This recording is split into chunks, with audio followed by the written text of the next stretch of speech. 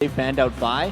Considering Bengi tunneled so hard on Lee Sin in the semifinals against Najin Blacksword, he played it 4 out of 5 games, and in one of those games it was picked away from him. So, we talked about this when we were sorting out. Does this mean that Gragas may well be one of those picks? Because Vi is a good counter. Definitely. And now Gragas is open, and he's open for both teams to pick. That means if Orianna is open as well now, if she gets instant lock, there is the possibility of the counter with Gragas. That is really surprising to me that RYL was able to get Orianna. I think whether the Renekton or the Orianna got through, they're happy with it, because I think with the double jungle ban, attacking Bengi actually, who some people think is the strength of SKT, they almost let SKT run out of bans, which is what I thought was going to happen when they're sitting on the red side. Well, we do see Elise was hovered over there. Lucky has pretty much only played Elise, so we'll see whether they try and take that away. At the moment, though, Piglet is hanging over that Corki. Corki's been so big throughout this tournament. Oh, definitely. And Corki is right now, with Caitlyn, probably the 2 strongest AD carries, so that's definitely one of the reasons they want to secure that pick. At the same time, they don't have to pick the Elise already, because RYL, they should actually, in my opinion, pick the Elise, because RYL is such a huge fan of Elise, and taking that, they will take it away from Lucky and take him out of his comfort zone. Here's the interesting thing, though, is before the World Championships, both of these guys made the Jarvan. So with the Vi ban and the Lee Sin ban, Bengi had a choice of going with an Elise, which he wasn't comfortable with, or I think going with the Jarvan. And the Elise for RYL is right in their wheelhouse. These are all things that they're expected to get. What is really curious to me now for RYL, since we talked about the trinity of top laners being Shen, Renekton, and Jax, do we just see a Jax, or is that too dangerous, knowing that Impact could pull out a Kennen or something against it? This is extremely interesting now. Yeah, I definitely think SKT is actually ready for the Jax pick, because they have Singed, and Singed is very good versus Jax, so they will keep maybe this pick now for the top lane, and maybe just pick their mid lane, and now could be the Gragas, could even be an Ahri, and then simply keep the top lane as the last pick, where they can have like a Singed coming in versus a Jax. I really like the fact that RYL was able to lock down Sona. I think that guarantees their initiation, and it combos extremely well with their lane dominance coming from Orianna. This is exactly what RYL wanted that got them here, and I'm really wondering to see what SKT does with these next 2 picks. Yeah, I feel SKT is playing a little bit with fire right now. They're simply giving all the picks RYL want right now, but they are obviously aware of this, and they have something in mind for it. If they log in this fresh, they'll have a fresh Corki lane. That is such a strong lane for 2v2, even 2v1 potential. They have so much dive, they have so much even like peel for Corki just with the fresh. Oh, there's the Jax actually. Very strong top laner. We talked about the top 3 for the top lane, and now they have the Jax. So they're going to be happy. And knowing that there was no Caitlyn, Uzi was safe to go Vayne against Corki. Safe-ish. It's still not the best lane matchup, but they can do a lot of 2v1s. And I need to see now what the top laner for RYL is. We thought maybe Nasus. We thought maybe Rumble. Singe is kind of an outside pick for him, but the top 3 are down. Whatever he plays here, he's played once or less in the World Championship. So the last pick here, RYL, getting to pick what they lane against either the Thresh Corki or the Jax, depending if they 1v2 or 2v1.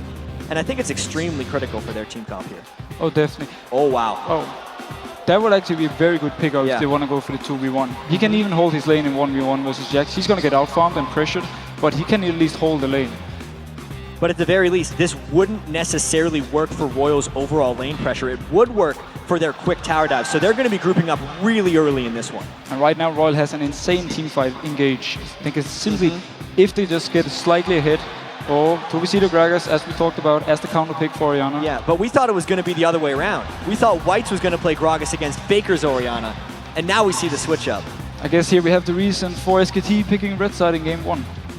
Oh man, so yeah, I see RYL's composition obviously being extremely hard initiation focused with the hyper carry and Uzi. Godlike needs to escape the laning phase, whether he 1v1s or 2v1s, or 1v2, sorry. And I think Whites is going to look to dominate with the lane. If he does not beat Faker, I don't think RYL has the ability to group up and push for this game. Well, when I see this combo here from SKT though, what I really love about it is the fact they can disengage so hard. Jarvan has his jump, Jax has his jump, Gragas has his body slam, Corki has his jump, and they have a lantern as well on Fresh. They have so many disengage abilities. They can simply pick the fight. If they dislike the way they get engaged on, Gragas can throw his bell, shoot people back, and they can disengage. So it's an all-in versus an all-out, basically, is what you're saying. Everybody's going to pile in. We know that RYL are all about those fights. So thank you very much, Deficio, for joining us for that. We'll be seeing you in Game 2 shortly. And, of course, we are about to get underway. But first, game of the World Finals will be starting very soon. But let's see who you guys at home think is going to take home the Summoners Cup. According to lolesports.com, 57% of you think SK Telecom T1 will be winning Season 3 World Championships. Yeah, we saw Monty was the only one on the desk there on his train. He's got a lot of tickets to punch for Lone everyone conductor, you know, you go down with whatever happens, ghost or you go train. through and you're the lone victor. But this is interesting. I think SKT is still the slight favorite, but as we could tell by the crowd earlier, RYL does have the crowd behind them. Something I really liked about this is, if you think back to the Fnatic versus RYL game when Fnatic got beat, or RYL got beat out by 20-some kills, they didn't have the initiation team. They had nothing to go in on. Now that they've been put on the backside of what SKT feels they put them on, RYL did get an initiation Yeah, team they got this the time. initiation now. Malphite is an unstoppable force, some would say. You could say that. So here we go, ladies and gentlemen. The Summoners Cup. That is what they're fighting for. RYL Club as the blue team, SK Telecom T1 as the red team, as Game 1 of the Season 3 World Final gets underway.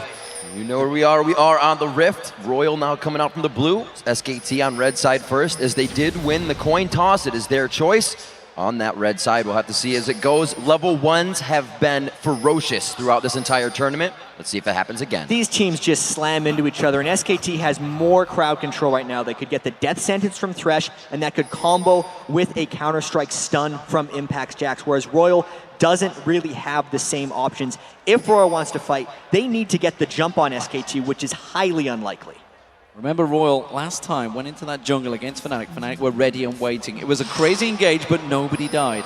SKT are in a dangerous position to do the same. SKT is right on top of a ward, and they don't know it. So this could be RYL getting a jump on them if SKT walks in. The game of cat and mouse is going to mean the balls, the impact. They're going to know a little bit too early, and they both have vision of the danger zone. This always seems to happen in these games. 5 people run into each other at level 1. Everybody calm down. They back away to other sides. And yeah, that doesn't tell us much about level 1, other than the fact that the teams could actually not get their traditional wards down. So as far as scouting for 1v2 lane matchups, they have no knowledge. They do not know where the junglers are starting, and they do not know where the top laners and bottom laners are going.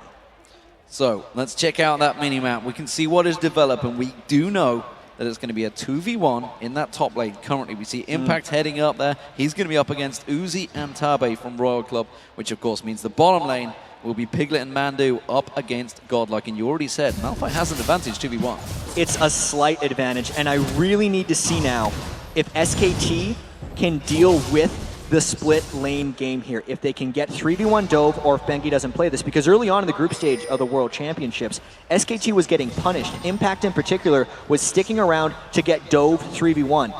And if we look at the early jungle pathing of Lucky's Elise, he would be able to get his double buffs and transition directly into a top lane gank, but Bengi's jungle Jarvan is there to potentially counter if that happens. And again, same thing they did against Fnatic. Godlike is holding the jungle with Lucky right now, soaking up the experience, knows he doesn't have to get to that bottom lane in 2 waves. It worked for him before. Godlike going at it again.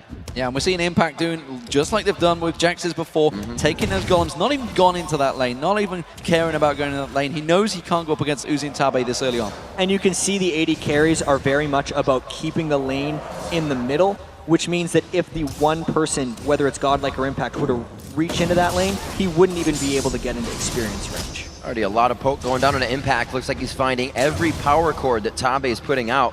If you can remember their matchup versus Zoaz, they continuously glitter lanced him down. That's Tabe and Uzi's objective in that 2v1 is to crush it down. Well, we see Mandu thinking of creating something, but they realize he's already missing from that bottom lane. Just creating those situations. Knows that Piglet is fine in a 1v1 up against Godlike and trying to help out Faker in that mid. Yeah, and SKT, while they rely on Faker to carry, also heavily support and gank his lane. That's the reason the support was roaming up there, because they're not actually thinking of getting much harass down onto Godlike. They're mainly looking to protect and create for Faker. Lucky doing what he does best inside the jungle, trying to be a nuisance on those camps, and it looks like we're going to get something headed towards the top lane as Godlike's finding a bit of pressure on that bottom as well. Yeah, the hook on Godlike. He's going to be able to walk away from this one, but we do see that 3v1. It's a 3v2 in the top lane. Pressure on them, but I don't think SKT are going to worry about it. And here's the interesting thing. There's been a babysit up top with Bengi and Impact the entire time, whereas Godlike's been completely by himself. So Bengi is leeching a bit more experience and protecting Impact's health bar better than Godlike is getting protected, but experience and farm-wise, RYL has a very slight edge on top. Gonna have to be very careful for Lucky here. He's soaking up a 3-person experience as Bengi is gonna be getting ahead on this 2 lane, but they may take that tower down before anybody has time to think about it. Impact doing what he can in and out as the harass is just too much from just outside turret range. Yeah, great condemn from Uzi, keeping him on that tower. Look in the mid lane now, look what is developing. Faker's already just been back to buy. He's kind of bullied out. White's pulling ahead massively. And White's is generally unstoppable in the laning phase on Orianna. That's why it was getting banned away. And interestingly enough, the only games that Faker won in the semifinals were his 3 Orianna games. It's a huge priority pick for them, and because Bengi is stuck up here in the top lane babysitting Impact, that is a strict 1v1 in the mid lane, and Faker will continue to fall behind if they don't get help. This is exactly what RYL needs to do. SKT, very well known for controlling the gameplay, the style and how it goes. RYL trying to take the driver's seat right away, taking that top lane down so they can rotate around. Godlike trying to stay safe, but they won't give him an inch. Yeah, good death sentence from Mandu, but this is going to be the first turret of the game going down. We can see Impact has already backed away from this one. RYL Club have pushed it the whole time through, and they will take game 1 turret. And here's the difference between RYL's ability to play this 3v2 laning game versus SKT's ability to 2v1. That turret's completely down, but it may not even get traded directly for the next turret. If we look at Godlike, he's got half a turret and then some, strictly holding 1v2, so now that we see Lucky rotating to the bot lane on Elise, this could be a 1-turret advantage that sticks around for a while for RYL Club. Godlike looks like he will be relieved a bit of his pressure here, but it's going to be the rotation of that ADC lane. It looks like Lucky will be there as well when they activate that, so the chess pieces in motion for something to happen towards that bottom lane. Faker still going at it with Whites. Both have gone for the Dorans. Whites rather, going for the early magic resistance. This is where it gets interesting. Faker is absolutely level 6, and Bengi's going to try to combo with the gank. He goes in. Does he manage to knock him up? Yes, he does. Surely the shockwave comes in, but it does not matter. First blood, Faker. Just execution right there, SKT, and Lucky, you're out of position. Getting very close to being caught there. Like you said, Jat, they were just waiting for the right time. Level 6 hits instantly, and they didn't have time to think about it. Whites didn't expect the gank to be that well timed. That was incredibly preemptive by Faker, and Bengi communicating that Faker would hit level 6 as the gank arrived. That's why it was able to catch Whites so far out of position. So Bengi stealing away Lucky's farm. Lucky just holding out that lane. Not going to be too worried to get that middle farm, but that gives Faker right back into it. Gold advantage, they were so even on CS, but the fact that he's just got that first kill is going to be vital. And SKT looking to try and put some pressure in that middle, but it's the Dragon that may well start being the next objective.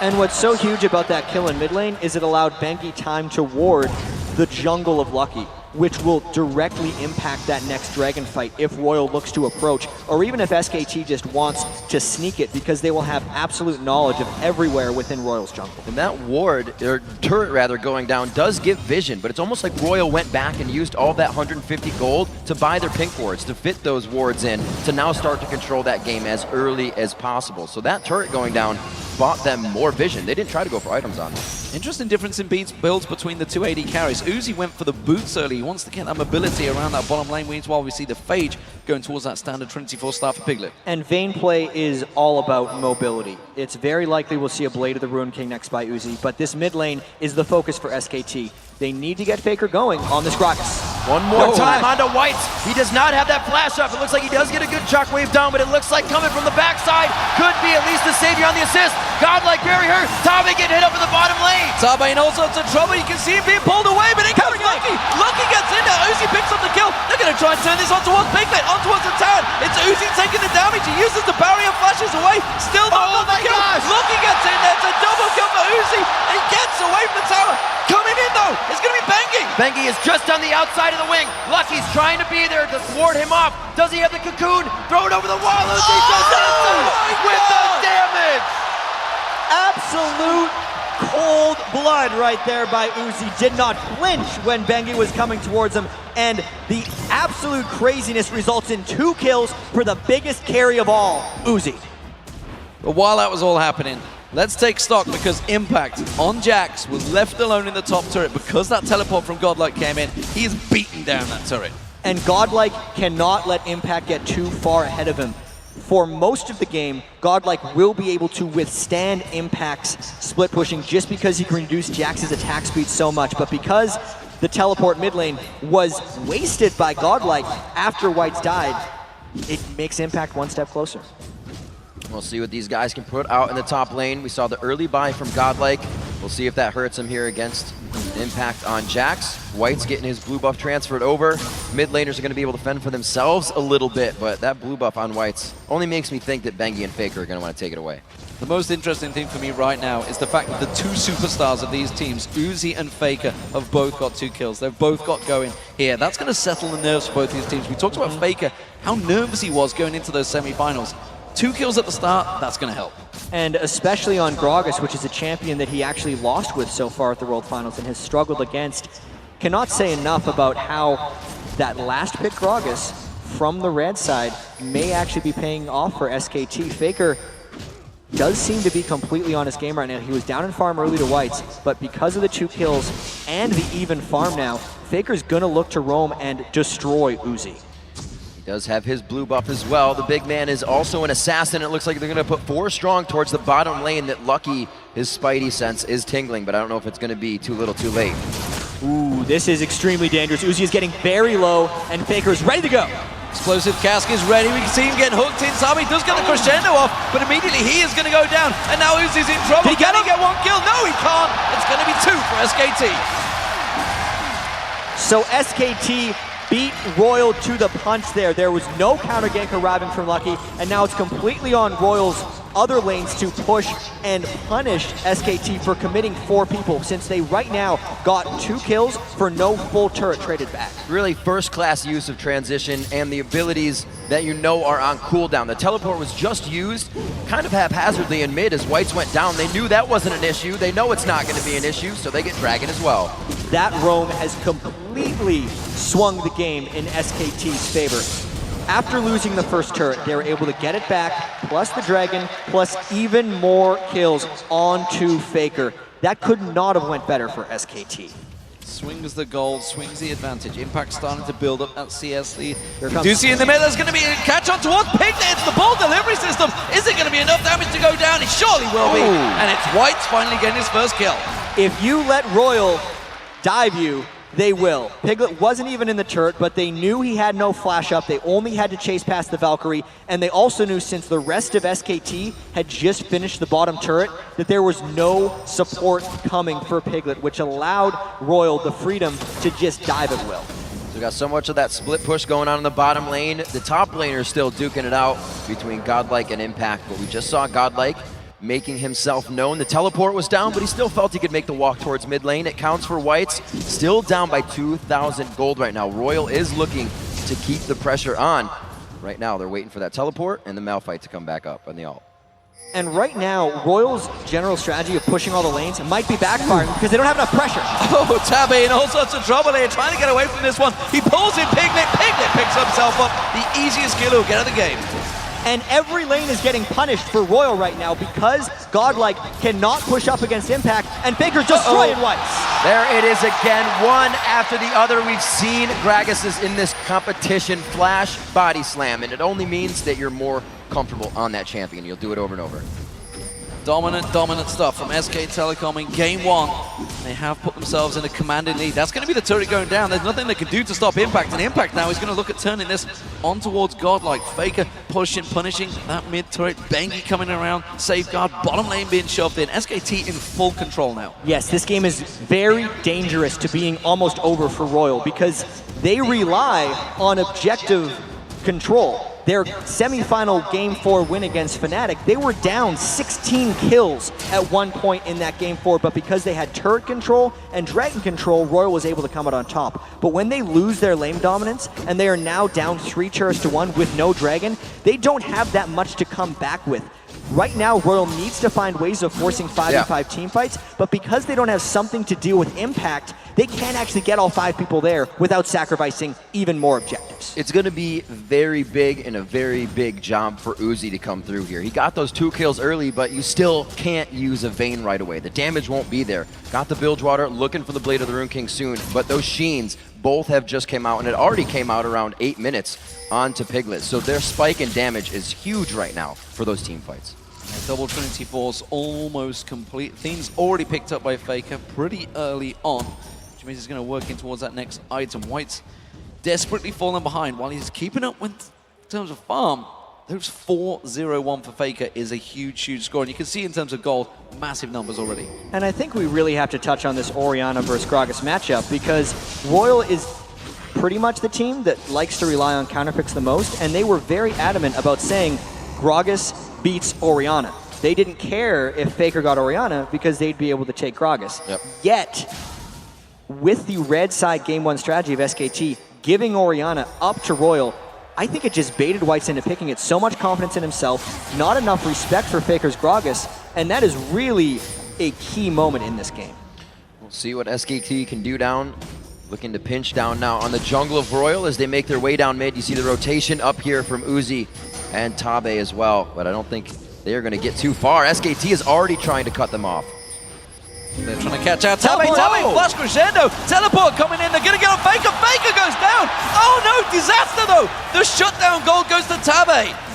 And Royal needs to continue this chase. That was their 5v5, but they only got one kill. And what do they have left? That used all their initiation ultimates except for the shockwave from Orianna, and they're gonna look to dive because they are hopelessly behind right here. See if they can get it against 3. The unfortunate love for damage in the bottom lane is the Ignite, takes the kill for Tabe, the shockwave goes down, and they hook in Godlike. They're going in for Mandu as well, they're going to try and take this one around. Bengi comes in, Cataclysm in there, Piglet gets 1, Piglet gets 2. Can they turn it around? It's going big, Godlike trying to get away from this one. One more hit will do it. And Lucky and Mandu duking it out, looking down the river. Godlike's in trouble, but Piglet's going to find Kaluki. There we go. And look what's happening in that top lane. Bam, there's another turret. So that's the risk Royal runs every time they group up, is not only the split push from Impact, but the AoE damage from Piglet's completed Trinity Force. Watch how they overcommit for Bengi, and Piglet shreds. His Gatling gun, his Phosphorus Bomb, and the big one hits all 3 people that were diving there for Royal. It means they can't commit the rest of this turret dive. Bengi actually put down an ultimate right at the end just to try and trap a bit, and it just meant that Royal's dive went awry. That was one of those everybody following the call, and they were trying to do what they could. You see 8-5 on the scoreboard now and a 5,000 gold lead. Last time we looked at these turrets just a few minutes ago, it was 1-1. SKT has now dropped 3 more turrets in their favor. All the outer tier is gone, and they've already gotten a second tier turret in that top lane, which Impact doesn't look like he's going to be leaving anytime soon after they re-engage their split. Serious problems here for Royal. They need to win the next team fight, and that could be coming in 20 seconds time. We see that dragon will be up. White's is getting that blue buff, and everybody's going to be ready. This could be our first 5v5 engage. But the thing is, when SK Telecom takes mid-game dragons, they don't let you contest it. They overward your jungle, and they dive you when you get close. Very nice. Uzi getting hit up. Oh, he gets blasted away. I don't think there's catch potential on this. Very, very lucky to catch the explosive cast just as he flashed, which knocked him away. So he made Faker look worse than he actually was. He performed it perfectly as they fly in towards the Dragon Pit. As we saw, everybody gets to jump over that wall.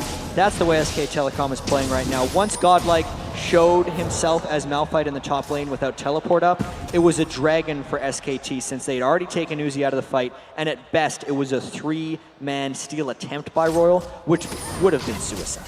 All right, so we're getting our first core items in around the board. That was actually a 14-minute Triforce that Piglet put in his hands. We see Impact with his as well, the Sunfire Cape, the Athenes on both sides. So those first items mean that the fight can possibly go in your favor, but right now SKT controlling most of the positioning, meaning the fight is heavily on their side. Taking red, taking blue, the map right now is theirs.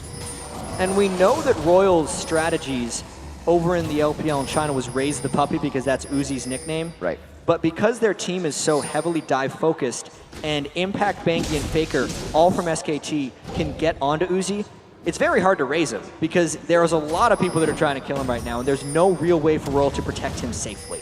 Godlike going aggressive on Mandu here. He does have White coming across with him. Forces that flash out from Mandu. Means Summoner Spell will be down. But once again, Impact in the top lane. Jack's just pushing strong. Yes, and this is Royal's game. They're going to look to dive, which is now predictable by SKT. SK Telecom already repelled the dive with less people, only because Piglet stayed safe. As long as Piglet is positioned well with these double buffs, a dive would be a disaster for Royal. And SKT themselves just pinged the inhibitor turret. They still have the second tier, but they said everybody group. It's a possibility we may lose this or have to fight. Everybody on the same page right now, it seems, for both teams. There is a ping in the bottom lane that says this wave is going to be big. If we can pressure this, we can get something off it. Royal trying to set up a sneaky gank there, but instead a bomb comes out from Piglet, spots them all, catches all 4 of them, and says, yeah, we know what you're going to do. We're not foolish. We're not going to run straight headlong in towards that turret like you did on us. And Royal Gaming now, they're in towards a defensive position. And once SKT gets teams in this position, they are extremely comfortable. The best thing that SKT has done is starve people out once they get leads. They're not going to look to overcommit until they can get a clean fight, or they're going to wait for Royal to commit in the game, engage back at them. SKT is the best in the world at this type of game. And Godlike is really what they're banking on here. Look at how far they are forced to play back on this turret. The thresh hooks, the barrels, Jax can jump in. Impact doesn't care, he'll fight under the turret. Corky bombs. Royal can't even stop the siege coming in on this turret.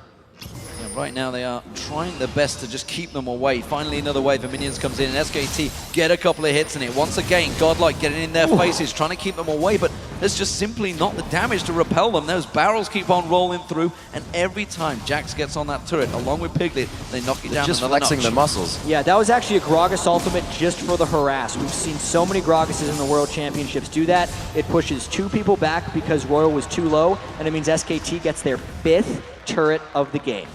Looking very dangerous, but they do still have the Malphite. They have the Vayne. They can get that to the late game initiation. Whites can play the protect game on that, but it's so easy to say, but so hard to do at this point, especially with SKT in the driver's seat. Piglet grabbing up buffs for himself as well. This bottom turret still not going down, and really 1 turret to the name of Royal still. That's the top one that went down very early. Yeah, big power coming out again. It is going to be the Rabadon's death cap completed by Faker, so he is going to be looking to wreck someone's day the moment he gets back into lane. So much so he could actually probably take Tabe down with 2 barrels. I think he'd be just dropping straight away. Middle turret again being defended cleanly. They know where Royal are focusing, but they just can't get to it. It's 5-1 in turrets rip. Yeah, that last turret, or the first turret I should say, for Royal went down at 5 minutes, 16 minutes ago. Since then, every 3 minutes, SKT has found an objective after the fight or after a dragon. They're continuously moving off of their engagements. Here's the situation right now in this game, because SKT has stopped Royals early, and now Royal is forced into trying to catch fights. Every time they miss, they fall farther and farther behind, because Impact is still farming in that lane, and since Godlike neglected so much farm earlier, he can't stop that. So Royal's only option is to try a 4v5, but because SKT has so much disengage, they are dodging it time after time, and they are wearing out Royal's engagements. Yeah, Tabe trying to create that situation, flash for flash, missing out, ultimate burn, which means, again, SK Telecom are going to know their timer on that. They're going to turn it around. Impact's been pushing that top lane the whole time. Sure enough, they're going to go in and steal away that blue buff. Everything that's happening here, it's like the bigger blitz hand being down. It makes the lane safer. You just saw Crescendo, you just saw Teleport. Everything becomes a little safer. The map is even more yours. They can engage on this. They have no vision in the mid lane, but they will know they're rotating soon. SKT just knows they can flex their muscles right now. Oh, coming right back. There's Impact. Coming straight back in. Impact does go down. It's Uzi that gets the kill, and he will be the killing blow on Impact. That's how you stop a Jax. Yeah, and we can see how lethal this Royal team composition could be if they weren't so far behind, because catches like that would give them the freedom to dive. But now, because there's way too many damage threats that have adequate farm on SKT, even with Impact down, Faker could shred and Piglet could destroy Royal if they tried to fight 5v4. So the kill is nice, but it doesn't give them anything back that they need. They put quite a bit of eggs in one basket for that kill as well. The unstoppable force being down now, something they somewhat need to stop the siege. Continuously pressuring back. So we're waiting now for Tabe's Crescendo to come up. The flash probably won't be there for the next engage. SKT looks to force this one too strong, now sitting 6,000 plus gold in the lead. The turrets have slowed down now that they actually met the front door, but I'm sure they'll be able to get past this with Royal being so much on their heels and trying to piece together items that they really haven't hit their second core yet. Yeah, complete map control. That's the blue buff, the red buff and the blue buff taken away from the jungle of Royal. They have complete dominance. Just look at the ward control across the map. You can see SKT have full vision of everything that Royal are doing. That's why they're going to get themselves another easy dragon. And you can specifically see how many wards SKT has in the Baron area. We're about 24 minutes into the game now, and since the turret pushing has slowed down for SKT, it means the Baron is the next objective for them. They're going to try and get the Baron or a team fight before the Baron, and then use that advantage to crack the inhibitor wall of Royal. Royal is desperately trying to get back some of that map control right now because they've seen SKT starve teams out at Baron before.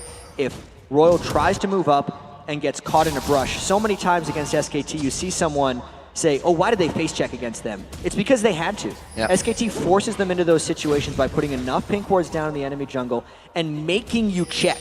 Because if you don't check, you're giving the game to SKT. And I'm sure SKT also has the inkling in the back of their head that RYL went for multiple 20-minute Barons, although it's very dangerous.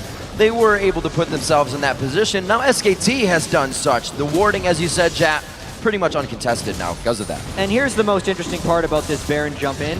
Everyone came in through the back of the pit. And since RYL's been turtled in their base for so long, they put a question mark on it. They never had the time to move in. And here's the face check. Uh-oh, straight into it. Taba uses the crescendo. It may buy them time. It's not going to buy Lucky anything. Flashes away from this one. They have disengaged so far. RYL are looking to engage.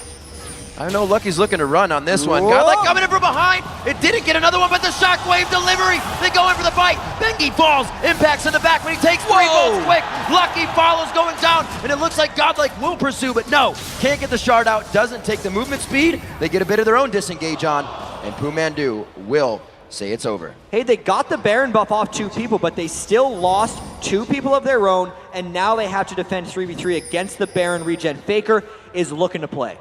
He has got explosive cast coming up in a couple of seconds, which is why you can see him starting trying to create something. Shockwave's a long way off, as is Uzi's ultimate. That's why SKT starting to try and push in. I don't think they can get towards his turret, though. You can see everybody backing away, but it's a 3-man defense. It should be enough. It will be quite difficult, though, because the range clear right now. Whites has to come up, and it's dangerous. Godlike's in the fray. He gets taken out quite quick. 1, 2, 3. The health bar says 0, and they make their way out with another kill. 5, 2, and 3 coming out. Godlike definitely overstayed his welcome there. He did not need to be up that far because Whites was on the way to clear the turret. Let's take a look at the fight beforehand, though. RYL got a clean enough initiation, and you can see the rest of SKT was scattered looking for Lucky, which is why they decided to initiate. That was a temporary 4v3, and they got a clean initiation onto 2, which is why they were able to clean to get those kills. Faker came in late, Piglet was scared of the initiation, and it's why RYL didn't get devastated in that fight against a Baroned up, heavy lead SKT. Oh, they're going to catch on towards Faker. The damage is coming in. Is it going to be enough? No, he flashes away. There's no Ignite burning on him. Now Uzi's in trouble. He gets caught out by Bengi's Cataclysm. RYL's going to get focused in. He will not get out of this one. Gonna drop down, doesn't even get the chance, tries to go to the backside. Piglet takes him out, and they move up, don't get the turret. It's unbelievable that we're 27 minutes into a RYL game and they have not killed that middle turret. They took 3 outer turrets in every game before the other team in all of their matches. So RYL definitely not winning the turret game here, and it's because their lanes just didn't work out for them, knowing that they got Malphite against Jax, and Faker just beat Whites in that matchup. You see Godlike get into that position where he doesn't take too much, although it is going on to Pumandu here. He can get some harass out himself. He is getting himself a Spectral Cowl now because he has to take into consideration the magic damage from both Piglet and Impact on Corki and Jax. Yeah, some big problems. And, you know, we saw Godlike Orisa also earlier, thinking he was the big tank, went up in there. Faker and Piglet just shredded him down. He cannot go up against him right now, even though he is the main stopping force. He wants to get in and interrupt. And actually, looking back at that replay, Piglet was just a centimeter off being caught by the unstoppable force and Shockwave. Yeah. That was a tight fight still. The thing is, even if that landed, RYL wouldn't have been able to take any objectives off of it. If we look at the positioning of where the fights are happening, it's always in RYL territory, and it's never a dangerous fight for SK Telecom to engage in, even with this red buff invade. If they get caught, it's a kill. Maybe it's about 1% back in your gold lead, but it's not game-breaking. Whereas if SKT catches Uzi looking in a brush in the wrong way, they may as well get an inhibitor.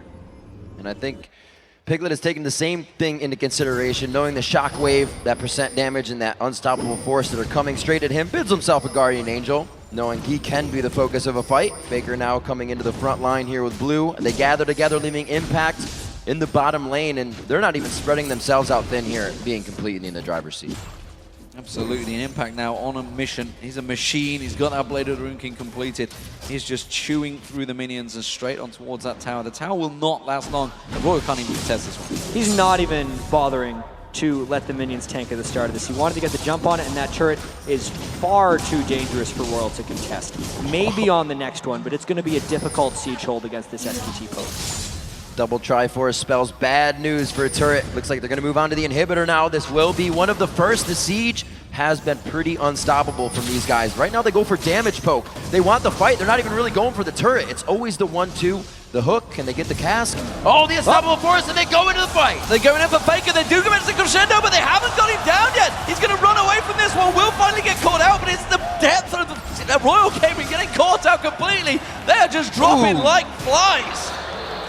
Just a clean ace right there by RYL. It was a scattered fight right there because SKT got initiated on, and they were fine with that. SKT set up a smart siege. Faker was not instantly bursted, so even though he died, he got off all of his spells, and this looks like a clean Game 1 win for SK Telecom T1. Coming in strong, they did have the fights in their favor. They took the gold lead right away. Even after losing a 5-minute turret, they take down the Nexus turrets at 30 minutes.